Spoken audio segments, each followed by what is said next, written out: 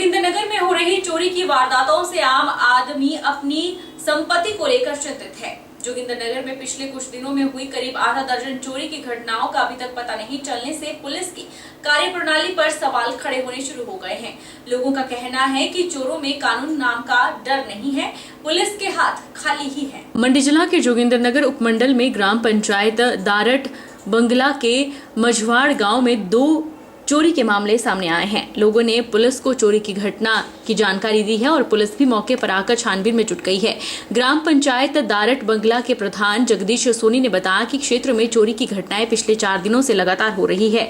चोर उन्हीं घरों में चोरी की घटना को अंजाम देते हैं जहां परिवार का कोई भी सदस्य घर में मौजूद न हो। उन्होंने बताया कि मझवाड़ गाँव में 4 चोरी की घटनाएं अब तक पेश आ गई हैं। एक घर से 10,000 कैश, दूसरे घर से चांदी की पायल और चेन और तीसरे घर से सोने के गहने चोरी हुए हैं। एक घर जहां चोरी हुई वहां सीसीटीवी कैमरे लगे हैं। अब सीसीटीवी की फुटेज खंगाली जा रही है। ये चोरी जो है ये 4 दिन से लगातार हो रही है और उन घरों में हो रही है जहाँ के लोग कोई भी नहीं होता है जी। बाहर रहते हैं, कोई कुल्लू में है, कोई चंडीगढ़ में है। वो एक जगह तो ऐसा हुआ कि वहाँ तो साथ में सोई हुई थी लेडीज, लेकिन दूसरे कमरे में वहाँ कोई नहीं सोया था, वहाँ भी चोरी हो गई। तो ये चोरी तो बहुत हो रही हैं और जगह भी हो रही हैं अब, लेकिन यहाँ मझवाड़ में तो 4 हो गई जी चोरियाँ। तो इसका तो पता लगना चाहिए कैसे हो रही है, लेकिन पुलिस भी कर रही है, जांच तो हो रही है, लेकिन अब इसका पता नहीं चल रहा है कि कौन है, कौन भी चोरी कर रहा है। सामान तो इतना ज़्यादा नहीं है, एक घर से तो कोई 10,000 रुपया जो कैश था वो ले गए और दूसरे घर से पायल का जोड़ा है चांदी का और एक चेन है गले की और 400-500 रुपये। और एक घर जो पहले जो स्टार्टिंग में चोरी हुई है वहाँ सोने का सामान कोई लगभग कोई लाख रुपया, तो वहाँ से लाख रुपये का सामान तो गया हुआ है। लोगों का कहना है कि उनके गांव में 5 जुलाई से चोरी की वारदातें हो रही है। भारी बारिश का फायदा उठाकर चोर चोरी कर रहे हैं। बेरोजगार युवा, नशेड़ी युवाओं का हाथ इस चोरी की घटना में हो सकता है। लोगों ने ऐसा भी शक जाहिर किया। उन्होंने अन्य लोगों से भी आग्रह किया कि वे फेरी वालों को अपने घरों में ना बिठाएं और घर की जानकारी उन्हें ना दे। वहीं पड़ोसियों का कहना है कि उन्होंने साथ लगते घर के ताले टूटे देखे तो सूचना परिवार को दी, साथ ही पुलिस को भी सूचित किया है और पुलिस छानबीन में जुट गई है।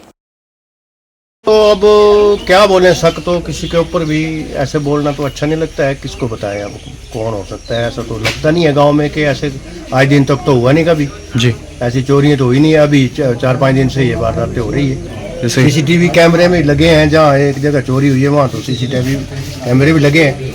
तो वो भी 2 बजे के बाद वो बंद हो गए थे, लेकिन उसकी अब खंगाल रहे हैं उसको भी, उससे शायद पता चल जाए कि कौन चोर है, वहाँ से पता चल जाए जी। ऐसा हो सकता है जी। अब ये जिस घर में ताले टूटे हैं वो मेरे घर के साथ है। हमें शक था कि हर जगह ताले टूट रहे हैं, तो क्या पता इस घर में कोई प्रॉब्लम ना होगी हो। तो जो मालिक है उसको पूछने के बाद हम इस घर की में मेरी धर्मपत्नी गई तो यहाँ भी सारे ताले टूटे हुए मिले। अब पुलिस देख रही है और अपनी रिपोर्ट दर्ज करें। लोगों के लिए खास संदेश ये रहेगा कि अपने घर में ढंग से देखें, कम से कम वहाँ रहे, और ऐसे तरीके से छोड़ना तो ठीक नहीं है जी। हमारे गांव में 5 तारीख की बाद लगातार चोरी हो रही है। सर्वप्रथम 5 तारीख को जिस दिन भारी बारिश हुई थी उस दिन स्वर्गीय श्री होशियार सिंह के घर में चोरी हुई। तो ऐसा लग रहा है कि चोर बाहर के जो हैं, बाहर के भी हो सकते हैं, तो मैं समझता हूँ कि लोकल भी हो सकते हैं। इसमें कुछ जो आजकल नौजवान हैं, बेरोजगार हैं और नशे के चक्कर में हैं, तो ऐसा भी शक पड़ रहा है कि इसमें मिली भगती भी हो सकती है। तो मेरा प्रशासन से या निवेदन रहेगा कि इसके ऊपर निगरानी रखें, और गांव वालों से भी निवेदन करते हैं कि जो बाहर फेरी वाले जो आते हैं, कई कंबल बेचने आते हैं, कई चादर बेचने आते हैं, उनको ज़्यादा अपने घर में ना बिठाएं। खासकर जो बहनें हैं, महिलाएं हैं, उनसे निवेदन है कि वो अपने घर में जो गैर आदमी को ना बिठाएं और उनको अपनी घर की सिक्रेसी न दें। मंडी जिला में उपभोक्ताओं को रोजाना फल और सब्जियों के अधिकतम और न्यूनतम परचून मूल्य की जानकारी देने के लिए वेज न्यूज मंडी नाम से व्हाट्सएप चैनल शुरू हो गया है। उपायुक्त मंडी अपूर्व देवगन ने DRDA हॉल मंडी में यह चैनल को लॉन्च किया। उन्होंने उम्मीद जताते हुए कहा कि यह चैनल उपभोक्ताओं के लिए काफी लाभप्रद साबित होगा। कि मंडी प्रशासन, फूड एंड सिविल सप्लाईज विभाग और एग्रीकल्चरल प्रोड्यूस मार्केटिंग कमेटी मंडी सब ने मिलकर एक व्हाट्सएप चैनल बनाया है जिसका आज आगाज़ किया है। इसका नाम है वेजिटेबल न्यूज़ मंडी, जैसे कि नाम आप यहाँ पे देख पा रहे हैं। हमारा मुख्य उद्देश्य ये है कि जो मंडी ज़िले की जो सब्ज़ी की मंडियाँ हैं वहाँ से जो सब्ज़ी और फल की बिक्री की जा रही है और आगे दुकानदारों द्वारा सब्ज़ी फल बेचे जा रहे हैं, उसके जो प्राइस निर्धारित किए जाते हैं वो उसी मूल्य पे बेचे जाएं। इसके लिए जैसा आप जानते हैं कि एक प्राइस रेंज रहती है न्यूनतम और अधिकतम, जो मंडी द्वारा निर्धारित की जाती है किसी भी दुकान के लिए होलसेल रेट के हिसाब से। तो वो रेट सभी मंडियों के लिए, समस्त ज़िले के लिए इस व्हाट्सएप चैनल पे रोज़ाना डाले जाएंगे, ताकि आप उस मंडी के आसपास जो दुकानें पड़ती हैं जहाँ से वो दुकानदार सब्ज़ी ला रहा है, उसके हिसाब से उनको क्या रेट लागू हैं उन पे बेचने के लिए, वो आप सबको, आमजन को पता लग सके और इससे हम रेट पे एक कंट्रोल कर सके ताकि आमजन की जेब पे ज़्यादा असर ना पड़े। इस चैनल को ज्वाइन करने के लिए 2-3 उपाय हैं। सबसे प्रथम एक तो हम समस्त व्हाट्सएप ग्रुप्स के माध्यम से ज़िले में इसको आप सब तक पहुंचाने का प्रयत्न कर रहे हैं। साथ में आप DC मंडी के फेसबुक पेज पे जाकर भी इस व्हाट्सएप चैनल के लिंक को क्लिक करके इस चैनल को ज्वाइन कर सकते हैं। डलहौजी के बनीखेत पधर में बीमारी से ग्रसित एक बैल को सड़कों पर मरने के लिए छोड़ दिया गया है। बैल का मुंह, टांगे पूर्ण रूप से मस्सों से ढक चुकी है और इससे खून और मवाद बह रहा है। अब गौवंश तिल-तिल कर मरने को मशहूर है। खून से लथपथ बेजुबान मवेशियों की इस दयनीय दुर्दशा के लिए कौन-कौन जिम्मेवार है? जी हाँ, हम बात कर रहे हैं अपने समाज के उन लोगों की जो केवल बेजुबान जानवरों को तब तक अपने पास रखते हैं जब तक वह जानवर उनके लिए फायदे का सौदा होते हैं। जब वही जानवर किसी बीमारी से जूझ रहे होते हैं तो उनको दयनीय हालत में सड़कों पर मरने के लिए छोड़ दिया जाता है। खून से लथपथ यह बैल, जिसके शरीर पर हर जगह बड़े बड़े मस्से और उन्हीं मस्सों से निकलता बेशुमार खून, जिसको देखकर किसी का भी दिल पसीज जाए, लेकिन कई दिनों से इस दयनीय हालत से फिर रहा यह बैल जिंदगी और मौत की जंग लड़ने को मजबूर है। यह तस्वीरें डलहौजी विधानसभा क्षेत्र के अंतर्गत पड़ने वाली डलहौजी क्षेत्र के बनीखेत पधर की है। बैल का मुंह और टांगे पूर्ण रूप से इन मस्सों से ढक चुकी हैं और इसे खून व मवाद बह रहा है। अब गौवंश तिल-तिल कर मरने को मशहूर है। जब इस बीमारी को लेकर एक ग्रामीण से पूछा गया तो उनका कहना था कि खरडू नामक यह बीमारी पिछले साल भी हुई थी और इस बीमारी से ग्रामीण लोगों का बहुत माल मर चुका है। इनका कहना है कि इस बीमारी का कोई इलाज नहीं है। अगर समय पर इसकी रोकथाम कर ली जाए तो थोड़ी बहुत इस बीमारी पर रोक लगाई जा सकती है। खरडू की बीमारी है, पिछले साल भी काफ़ी जो बीमारी से इस माल जो है बहुत नुकसान हुआ है। ग्रामीण लोगों का बहुत माल मर चुका है इस खरडू बीमारी से। नहीं तो ये जो बीमारी है क्या इसका इलाज नहीं है? इलाज तो नहीं है सर, इसका कोई भी इलाज नहीं है। तो अगर थोड़ी बहुत बीमारी हो तो क्या डॉक्टर वगैरह ठीक कर सकते हैं जी इसको? हाँ, थोड़ी बहुत हो तो पहले थोड़ी हो तो तब तो हो सकती थी ठीक, पर ये ज़्यादा जो फैल चुकी है ना सर, इसका तो इलाज करना भी बहुत मुश्किल है। नहीं, एक बात हो रहा है, पहले गांव के लोग जो थे वो तो देसी इलाज से ठीक करते थे। देसी इलाज से जी। तो क्या आप करते हैं जी? हाँ जी, हाँ जी, बिल्कुल। वहीं चंबा पशुपालन विभाग के असिस्टेंट डायरेक्टर गौरव महाजन ने बताया कि इस बीमारी का नाम बट्स है, जिसको कि देसी भाषा में मोहके कहा जाता है। यह ज्यादातर दोगली नस्ल के जानवरों में देखने को मिलता है। उन्होंने बताया कि चमड़ी का रोग है, जिसको ठहरा हुआ डिनाइंग कैंसर भी कहा जाता है और यह रोग एक दूसरे में नहीं फैलता। उन्होंने बताया कि इसका इलाज संभव है। अगर हफ्ते में एक दिन छोड़कर लगातार इंजेक्शन लगाए जाएं तो यह रोग खत्म हो सकता है। जैसा कि इस वीडियो में आप देख सकते हैं कि एक पशु जिसके शरीर पर बहुत सारे गांठें सी बनी हुई हैं और कुछ गांठों में से खून भी निकल रहा है। ये बीमारी जो है ये वाट्स या जिसको हम आम भाषा में मौके बोलते हैं, उस बीमारी से ग्रसित ये पशु है। ये ज़्यादातर जो है दोगली नस्ल के गायों में ज़्यादा या गाय बैल में हो सकता है।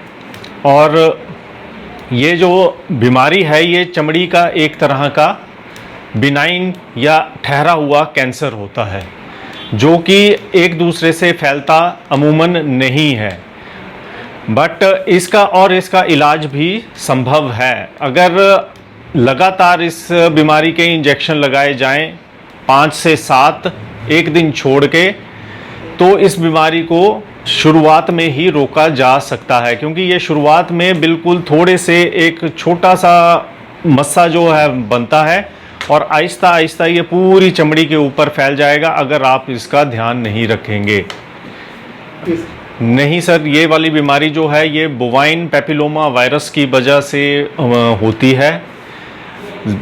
ये छूत का बीमारी नहीं है, 99% ये छूत की बीमारी नहीं है, पर ये ज़्यादातर जो दुधारू गायों में हमने देखा है तो वो उनके मौके जो हैं वो होते हैं थनों पे। तो पर हम फिर भी उनको बोलते हैं कि अगर किसी गाय को थनों में मौके हुए हैं तो उस गाय का दूध सबसे लास्ट निकालना चाहिए। पहले जो स्वस्थ गाय हैं उनका निकाल लो और बाद में जो है जिसमें मौके हैं या वाट्स हैं उससे दूध निकालें। वो जस्ट एक प्रिकॉशन है। सोलन और बिलासपुर के ट्रक ऑपरेटरों की संयुक्त बैठक सोमवार को बागा में आयोजित की गई। इस दौरान ट्रक ऑपरेटरों की समस्याओं को लेकर चर्चा हुई। सभी ट्रक ऑपरेटरों ने अल्ट्राटेक कंपनी मैनेजमेंट से मांग की है कि राजपुरा क्लिंकर को यथावत शुरू किया जाए। सोलन और बिलासपुर के ट्रक ऑपरेटरों की संयुक्त बैठक सोमवार को बागा में आयोजित की गई। यूनियन के महासचिव दौलत राम ने कहा कि अल्ट्राटेक सीमेंट कारखाने में बागा में करीब 3,500 ट्रक ढुलाई कार्य पर लगे हैं। पिछले दिनों करीब 60 दिनों पूरे प्रदेश में जहां जहां कंपनियों के डंप थे वहां ढुलान कार्य बंद कर दिया गया है। उन्होंने साफ तौर पर मांग रखी है कि छोटी दूरी के लिए उन्हें नुकसान हो रहा है, वहां 2 या 3 दिन रुकना पड़ता है, इससे आर्थिक नुकसान हो रहा है। वहीं कंपनी का कहना है कि अगर राजपुरा क्लिंकर में ढुलान करना है तो ढुलाई रेट कम करने होंगे, लेकिन ऑपरेटरों का कहना है कि रेट पहले ही बहुत कम है। वर्ष 2010 से सालाना हाइक नहीं मिली है। 5 साल बाद रेट का रिवीजन होता था, वह 14 साल में एक बार भी नहीं हुआ है। रेट वही के वही है। उस समय ट्रक की चौसी 10 लाख रुपए की आती थी, जो आज 25 लाख रुपए की है। टायर, तेल और स्पेयर पार्ट्स के दाम 2.5 गुना बढ़ गए हैं। ऐसे में रेट कम करने का सवाल ही पैदा नहीं होता। ऐसा है कि अल्ट्राटेक ये जो सीमेंट कारखाना हमारा यहाँ बागा के अंदर है, इसमें लगभग 3,500 ट्रक जो है वो इस वक्त ढुलान कार्य में लगे हैं। और पिछले दिनों क्या हुआ कि लगभग 60 दिनों से हमने पूरे हिमाचल प्रदेश के अंदर जहाँ जहाँ कंपनी के डंप थे उन डंपों का ढुलान इसलिए बंद करना पड़ा कि हमने कंपनी मैनेजमेंट से ये बात करी कि जब ये कारखाना शुरू हुआ था तो उस समय की जो हालात थे, क्योंकि रोड की बेहतर कनेक्टिविटी नहीं थी और जो हमारा सीमेंट जो था वो डेस्टिनेशन तक समय के ऊपर नहीं पहुंच पाता था, जिससे कंपनी का जो कारोबार था उसमें जो था वो घाटा हो रहा था। तो इसलिए हमने तय किया और कंपनी को ये बताया कि अभी हमारे जितने भी ये डंप हैं वो 4 लेन से जुड़ चुके हैं और दिक्कत क्या है कि हमारे 2 दिन यहाँ डंपों का मटेरियल भरने के लिए 2 दिन तो कारखाने के अंदर लग जाते हैं और 2 दिन वहाँ पर गाड़ी को उतारने के लिए लग जाते हैं और केवल 60 किलोमीटर की दूरी पे हमारे डंप है और वो हम 1 घंटे के अंदर वो दूरी तय कर देती है हमारी गाड़ी। और हमारी गाड़ियों को अनलोड करने के लिए 2 दिनों का इंतजार वहाँ करना पड़ता है। तो हमने कंपनी से कहा कि आप बजाय यहाँ से जैसे नेर चौक हमारी गाड़ियाँ जाती है तो नेर चौक में मंडी डिस्ट्रिक्ट की गाड़ियाँ और कुल्लू डिस्ट्रिक्ट की गाड़ियाँ उस सीमेंट को और आगे ले जाती हैं। तो हमने बोला कि सीधे तौर पर हम ये जो सीमेंट है हम सीधा डीलर की शॉप तक इसको पहुंचाने का काम करेंगे। अलबत्ता आप हमें सीधी जो डिमांड है वो सीधी दीजिए, जिसके लिए कंपनी तैयार नहीं है। अब इसी वजह से पिछले 2 महीनों से हिमाचल प्रदेश के तमाम जो डंप हैं सीमेंट के इनके अल्ट्राटेक के वो बंद पड़े हैं और ये हमने बार बार इनसे आग्रह किया। आज ये पूरा जनरल हाउस हमने इसीलिए बुलाया था। पेंशनर वेलफेयर एसोसिएशन मंडी की सदर इकाई की बैठक प्रधान हरीश शर्मा की अध्यक्षता में हुई। इस दौरान आचार संहिता के समाप्त होने पर जेसीसी की बैठक बुलाने की मांग पेंशनरों ने मुख्यमंत्री सुखविंदर सिंह सुक्खू से की है। पेंशनर वेलफेयर एसोसिएशन मंडी के सदर इकाई की बैठक आज मंडी में हुई। इस दौरान विभिन्न मुद्दों को लेकर चर्चा की गई। पेंशनर वेलफेयर एसोसिएशन मंडी के प्रधान हरीश शर्मा ने कहा कि पेंशनरों की मांगों पर प्रदेश सरकार गौर नहीं कर रही है, जिससे उनमें रोष व्यक्त हो रहा है। न ही जेसीसी की बैठक बुलाई जा रही है। उन्होंने प्रदेश के मुख्यमंत्री सुखविंदर सिंह सुक्खू से आचार संहिता के खत्म होते ही जेसीसी की बैठक बुलाने की मांग की। बैठक के अंदर जो निर्णय हमने राज्य स्तरीय 1 तारीख को कालीबाड़ी मंदिर शिमला में लिए, उसके मुताबिक ज्यों ही आचार संहिता समाप्त होती है, माननीय मुख्यमंत्री जी से ये आग्रह किया गया है कि तुरंत हमारी जेसीसी की मीटिंग बुलाई जाए, जेसीसी का गठन किया जाए और जो समस्या है वो समस्या बहुत दिनों से पेंडिंग है, जिसके जैसे कि मेडिकल रिवर्समेंट बिलों का भुगतान और 2016 के बाद जो सेवानिवृत्त हुए हैं उनके एरियर का भुगतान तुरंत एक मुश्त करने की जो मांग है, उसमें जेसीसी की अन्य मांगें भी हमारी पेंडिंग पड़ी हुई हैं, जिसकी वजह से हमारे पैसों के अंदर बहुत रोष व्याप्त हो रहा है। माननीय मुख्यमंत्री महोदय, आप तुरंत इस बैठक को बुलाएं और ताकि जो रोष व्याप्त हो रहा है प्रदेश के अंदर, ये तुरंत समाप्त हो जाए। इसी के साथ ये इसका निर्णय, हमारी जो ये संस्था है ये बिल्कुल गैर राजनीतिक है, इसमें सभी विचारधारा के लोग हमारी संस्था में जुड़े हुए हैं और मैं उम्मीद रखता हूँ कि आचार संहिता समाप्त होने के बाद जेसीसी का गठन करके तुरंत बैठक बुलाई जाए और इन समस्याओं का हल किया जाए। यही मंडी जिला की तरफ से भी यही निर्णय हमारा है। उधर रणजीत राठौर ने बैठक में साइबर ठगी से बचने की ट्रेनिंग भी दी। उन्होंने बताया कि साइबर ठगी का ज्यादा शिकार बुजुर्ग हो रहे हैं, इसलिए उन्हें जागरूक करना अत्यंत आवश्यक है। इस दौरान बताया गया कि साइबर ठगी वाले लॉटरी का झांसा दे सकते हैं, व्हाट्सएप वीडियो कॉल कर सकते हैं और धमकी देकर खाते में पैसा डालने के लिए भी कह सकते हैं। कई तरह के साइबर फ्रॉड होते हैं, लेकिन जिसमें बुजुर्गों को आसानी से शिकार बनाया जाता है वो आपके जैसे लॉटरी का झांसा दे सकते हैं, आपको व्हाट्सएप वीडियो कॉल कर सकते हैं, जिसमें एक इस तरह का अश्लील वीडियो बना देते हैं जिसमें आपको ये धमकी दी जा सकती है कि यदि आपने हमें इस खाते में ये पैसे नहीं भेजे तो हम इस वीडियो को वायरल कर देंगे और इस तरह से आपके जो है पैसों की मांग करते हैं। इनको हमने बचने के उपाय बताए, जैसे आप जो अपने फ़ोन में पासवर्ड लगा के रखें, अपने फ़ोन में ज़्यादा सुरक्षित पासवर्ड लगाए। ऐसे सिंपल से जो पासवर्ड होते हैं जो आपके निकनेम है या आपके सरनेम में या आपके जो इजी पासवर्ड होते हैं 1 2 3 4 5 6 7 8 9, उस तरह के अपने पासवर्ड इस्तेमाल नहीं करने, अपने फोन में हमेशा लॉक लगा के रखना है। कभी आप ट्रांजेक्शन करते हैं तो आपने ट्रांजेक्शन एक वेरीफाइड अकाउंट से करना है। साइबर ठगी से बचने में वो नंबर है 1930। कभी भी आपके साथ साइबर ठगी होती है या फ्रॉड होता है तो आप इस नंबर पर फ़ोन करना है। ये फ़ोन नंबर जो है आपके जो आपकी ट्रांजेक्शन हुई या फ्रॉड हुआ उसके ऊपर जाँच करेंगे और आपकी कोशिश करेंगे जो पैसा आपका गया है उसको रिकवर करने की कोशिश की जाए। डिजिटल सेफ्टी ट्रेनिंग जो है इसके बारे में भी हेल्पेज इंडिया से हमारे प्रतिनिधि आए हुए थे और उन्होंने जो है इस पर काफ़ी प्रकाश डाला और ये जो साइबर जो ठगी हो रही है इसके बारे में सभी पेंशनरों को अवगत कराया कि इससे कैसे हम बच सकते हैं। इसके लिए इन्होंने एक वीडियो भी बनाया हुआ था, उसके माध्यम से एक फिल्म का ये हमें बताई हो, तो बाकी इसका विस्तार से चर्चा की गई। बाकी ये नंबर भी बताया गया भी अगर किसी के साथ ऐसा हो जाता है तो इन नंबरों के ऊपर जो है आप संपर्क करें, पर इसमें जो है काफ़ी बचाव रखें। और जैसे इन्होंने कई बातें बताई, जैसे कई फेक फ़ोन कॉल्स आती हैं कि इतना पैसा आपको मिल रहा है, आप अपना नंबर बताइए, तो इस तरह से इन्होंने कहा कि ऐसे नंबर जो है इनसे सब में बचाव रखना है और इसमें जो है अपना जो आपका अकाउंट नंबर है उसको जो है सेफ रखना है। वक्त चला है छोटे से ब्रेक का। ब्रेक के उस पार फौरन लौटेंगे, आप बने रहिए हमारे साथ।